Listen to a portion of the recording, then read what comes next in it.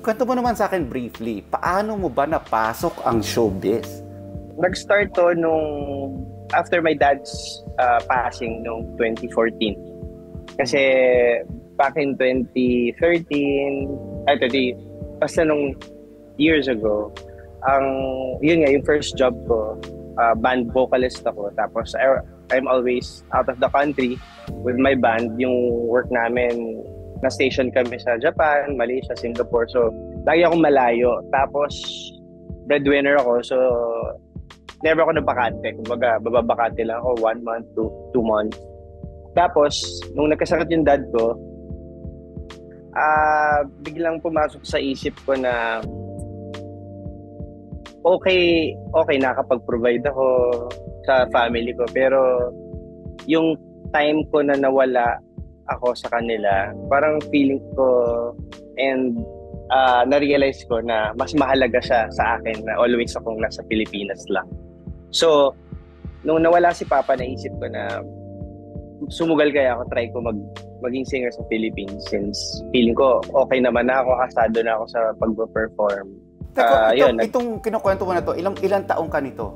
23 ba ako? 24. Around that age. So, bata pa. Ano? Yes, bata pa. Tapos,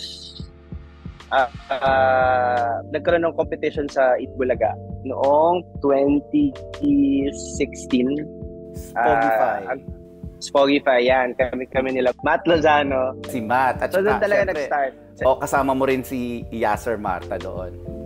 Yasser Marta. Mga bagets pa kami. Super bagets. Naging top 5 kami nung Spogify sa Itbulaga. Yun yung sign para sa akin na parang feeling ko kakagatin naman ako sa Philippine showbiz industry. So, hindi na ako nag-stop. Nag-try ulit ako sa kabila, sa Tawag ng Tanghalan. Tapos, sumali ako ng W Copa sa USA to represent the Philippines. Tapos, The Clash. Ayan. The Clash talaga yung nag-open ng door sa akin sa GMA. Sabi mo nga, yung passing ng dad mo, no? It really opened a lot for you. Do you have any regrets at all? Dahil, syempre, hindi mo na maibabalik yun. Well, part of me says also na tama ba na umalis ka? Tama ba na malayo ka sa family mo? Tama ba na wala ako nung may sakit yung papa ko? Kasi he had cancer and nung na-diagnose siya, it was already terminal. Stage 4 na.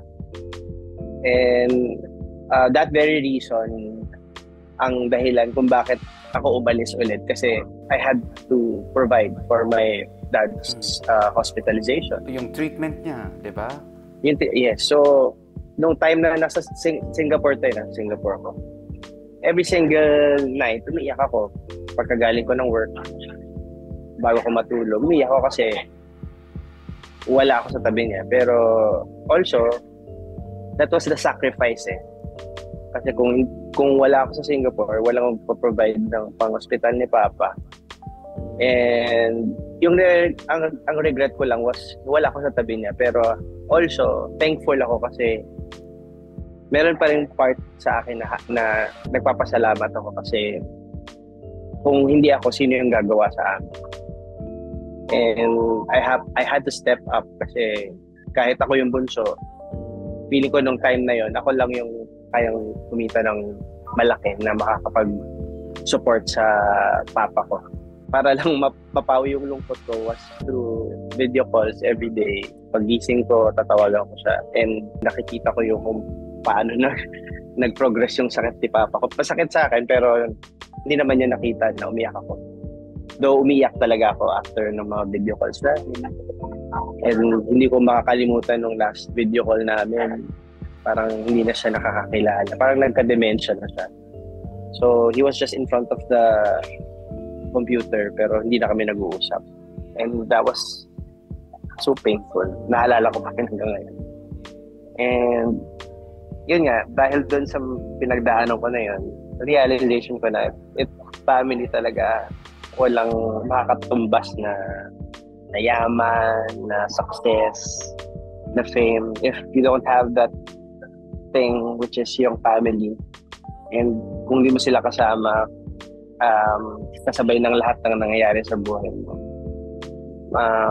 it's all a waste for me. So I decided kahit anong mangyari, babalik ako sa Philippines and I will be successful in the Philippines.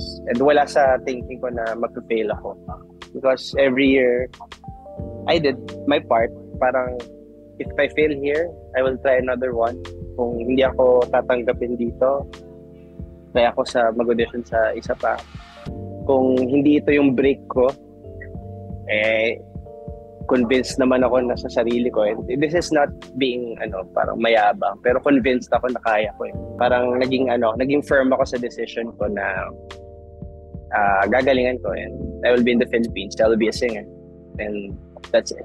And thankful ako na it all led to here, to where I am.